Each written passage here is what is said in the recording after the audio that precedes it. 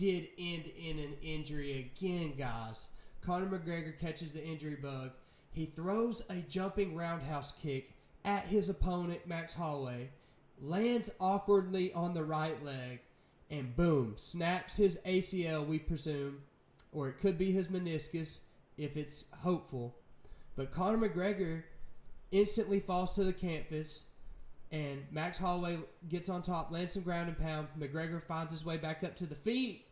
Ultimately, they trade a few more strikes. Conor McGregor throws a left hand, stumbles again for the third time, and ultimately they wave the fight off. And Conor McGregor, guys, is just absolutely distraught after this fight. We don't know if he's coming back. This could be the final nail in the coffin. Max Holloway's calling for an immediate rematch after all this took place, guys. But there's a lot of controversy going down. I threw me kick, yeah, and me leg snapped right in half, yeah. Guys are saying that in the locker room, Conor McGregor was practicing this same kick. Why he had this in his game plan, I have no idea. But everybody's saying that he was practicing this kick in the locker room before the fight. And he's landing awkwardly on this knee. And mind you, this is him just throwing it on pads, guys. And he's throwing everything into it. And you can see he's already starting to favor it a little bit. I don't know if it's, from that break we had with Dustin Poirier, if he's still got the limp or what's going on here, guys. But honestly, it didn't look good for him. And when he fell, it's the same kick that he was throwing in that warm-up. He lands awkwardly. This time he came out guns blazing because he's cranked up after that walkout. And you could see when he's getting Vaselined up, he's kind of taking his shoe off and he's struggling to get it off on that right leg. So you wonder if he might have tweaked it in the back going in. And then he was just like, screw it, I've drilled it all this time, I'm throwing it regardless. But he threw it wild, and he landed funny, and boom, that's it for McGregor. 5 years down, now, it's like a shotgun, blew him down from the knee down.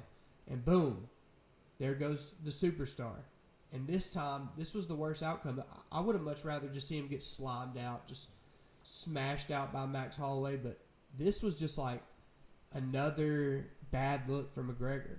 Last time he broke his leg and he's, screaming at Dustin Poirier's wife, she's in me DMs, lad.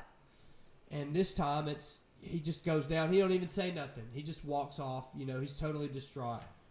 I wish the best for McGregor, but this look was just bad. I mean, it was just everybody paid $1,500 plus a ticket to get in, and it was just absolutely just like somebody popped a balloon and there went out all the air out of the stadium. But anyways, and that fight only lasted maybe a minute and 9 seconds, guys. That's all we got of McGregor, guys. Wow. Talk about a letdown. Biggest letdown of the year. That just topped Tom Aspinall, Cyril Gahn. Just made everybody forget about that. But we move on. The real main event of the fight. Paddy the Baddy versus Benoit Saint Denis, and Paddy Pimblett gets it done. I'm just going to choke him, lad. If he shoots it, I'm going to choke him. I'm a fucking scouser. He cinches the front Peruvian necktie, and Benoit Saint Denis comes in. A total of 5 strikes in this whole fight. I knew they traded early, and then Benoit rushed him like he always does. And guys, to catch a front headlock in the first minute of a fight and finish it, I mean, how often do you see that? This guy's grappling, jiu-jitsu, he is an absolutely expert. I can see him going on the ground with Charles Oliveira being fine. There's not a guy in this weight class, in this division, that can go with Paddy on the ground. And he's starting to make it apparent. Why didn't he wrestle Justin Gaethje? He could have submitted him. And here we are. We got Paddy the Pimblett finishing him with an absolute beautiful, beautiful dart show. Just cinches it up and he squeezes the life out of him, lad. He's a warrior, lad. I had to squeeze him, had to get him out of there, lad. And he does. He cranks it. Benoit shoots. He's got that lazy shot that he does. that arms out, and just Paddy just locked up the front headlock, shot in the hips, and then once Paddy got the legs around the back, I knew it was done. Benoit rolled over, and it just got tighter. And you could hear Joe Rogan, it's tight. It's super tight. And, Benoit, he went not. And that was it for the Benoit Saint Denis. And, I mean, he just locks it on there, and it's unreal how fast this guy can just cinch up a submission on your neck. It's dangerous. You don't want to really be shooting takedowns on this guy. Paddy Pimblett, man. Paddy the baddie. Oh, Paddy the baddie. He's already saying he's the face of the organization now, guys. Oh my God, McGregor's done already. McGregor's done already? I don't know what's happened to me screen, lad. He's finished. This is him reacting to the new boys in town, lad. The new po boys in town, lad. Yeah, know what I mean? Know what I mean, lad? Organization now. He's cheesing it up, man. He's the new posh. He's calling out Posh Boy. He's calling out Chorizo. He's calling out Justin Gaethje. He's calling out Dude Bronx. He's just wanting to scrap with whoever. Oh my gosh, what a night for Paddy the baddie. We move on. Mario Bautista taking on Cory Sandhagen. Guys, this was a heck of a fight. Mario Bautista, early in round 1, lands a big strike on Cory Sandhagen. It's a tight scrap. And then in the second round, guys, Mario Bautista is able to land, get him on the ground, land multiple shots, start to go to the body of Sandhagen. And then he does a submission attempt at the end of round 2. And it looks like it hurts Sandhagen. Or I think it might have been the end of round 1. Either way, Sandhagen gets hurts his leg, guys, and it completely eliminates the movement of Sandhagen. And this allows Mario Bautista to itch out the unanimous decision here, guys. He starts to go to work on Sandhagen, who Sandhagen was really scrappy early on in this fight. But, man, Mario Bautista etches out a big fight in this one. And I had predicted him winning that fight. But we move on. Brandon Royval versus Lone'er Kavanagh. This was fight of the night, guys.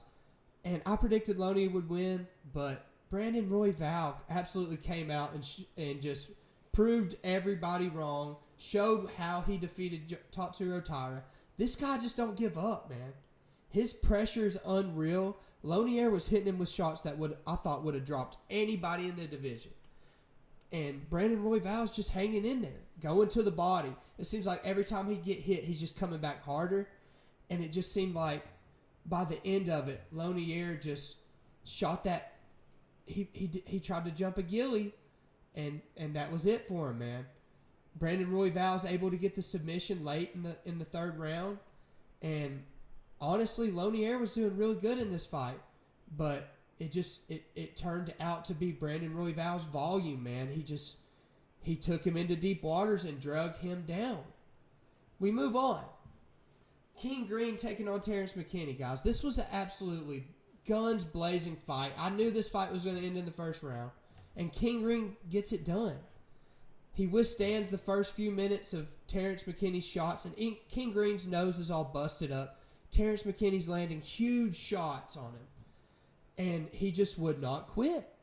He's backing him up against the cage. King Green's, crafty, man. And he goes to the body on Terrence McKinney after landing upstairs. And it was like every time Terrence McKinney would come in and land shots, King Green was right there firing back. And you could see the gas tank of Terrence McKinney just start to fade. And then here comes King Green just staying strong. And by the end of it, hits him with a body shot. Terrence McKinney goes down, kind of grazed him. Was surprised they didn't let that go to the second round, but King Green gets it done, man. Don't forget to buy his shorts, guys. They're sick. We move on. Bobby Knuckles, Robert Whittaker taking on Nikita Krylov. Many people thought that, in the beginning that Nikita Krylov was going to win this fight, but Robert Whittaker, man, him moving up to lightweight, he's figured it out. He's real quick, crafty.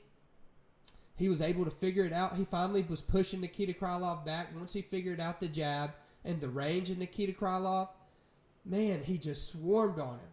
And the third round, Bobby Knuckles just, the skill is there. He's just really skilled, man. He's good on the ground. He's hard to take down. Nikita Krylov shot multiple takedowns, couldn't get him down. And ultimately, Robert Whittaker lands huge shots on Nikita Krylov, smashed his nose, and you could see Nikita start to fade. And that's when Robert Whittaker comes in the third round and just really finishes him. We move on. Gable Stevenson versus Elisha Ellison. Guys, this was a debut for Gable Stevenson. That was a pretty good showing for him. He did get 2 takedowns stuffed in this fight, but he pressured him against the wall, used the clinch game. I like the kicks that he took from Jon Jones' game. That meshed really well. The body shots of Elisha Ellison, it wore him down. But ultimately, man, Gable Stevenson is just a superior athlete, and he put it on Elisha Ellison. There's no doubt about it, and everybody expected that. So we move on. Gable Stevenson, we're going to see a lot of good things for him. I say we slow roll him. Let's not give him nobody too tough next. Let's slow play him. Maybe somebody in the top 15, not the top 10 yet. We move on. Cody Garbrandt versus Adrien Gianz. Gianz is back, guys. And he was a huge favorite in this fight. Cody Garbrandt came out early trying to, really land some big shots. And he quickly found out that Adrien Gianz is a dog. And Adrien Gianz backs him up against the cage and, bam, lands a huge right hand over the top and puts Cody Garbrandt on Gumby legs. He's all rocking, swaying out of here. And he gets finished this time, guys. And Cody No Love Garbrandt gets finished.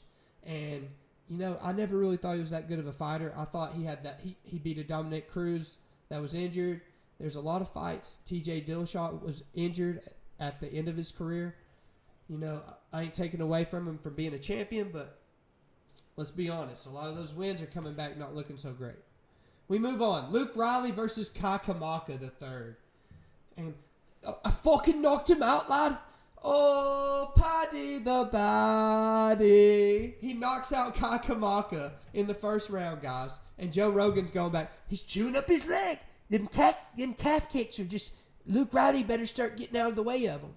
Which he was, guys. He was getting chewed up by the leg kicks.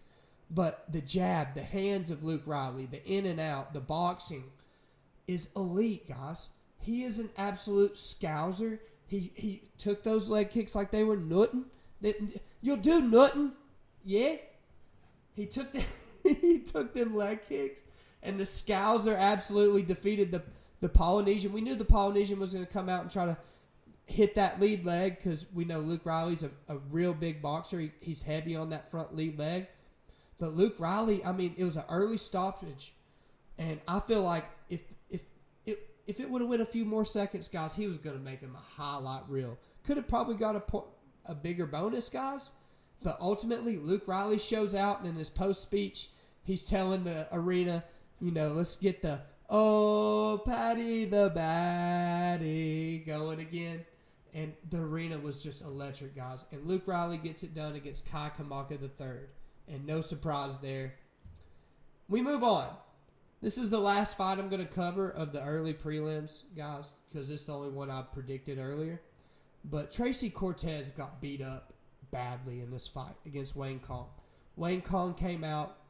Tracy Cortez had an early takedown, but she didn't do nothing with it. And Wang Kong's just absolutely chewing her up for 3 rounds. And, there was multiple times Tracy's leg was chewed up. I thought she was going to fall and ultimately quit due to leg kick stoppage. But she hangs in there. She's tough. And, Wang Cong gets it done. She's calling out Valentina Shevchenko. Do I think she gets that fight? Probably not. But ultimately, you can't knock a girl for trying. But Tracy Cortez is tough as nails. She did a good job in this fight. Just ran into a Wang Cong that was just really deadly. A really good prospect in Wang Cong. And just didn't work out for her. But ultimately, UFC 329 was a success. It was an amazing card. Just the main event did not deliver. Be sure to like, subscribe, comment, and share this video, guys. Helps it to get it out there. And be looking for some more videos, guys. Thanks for watching. Peace.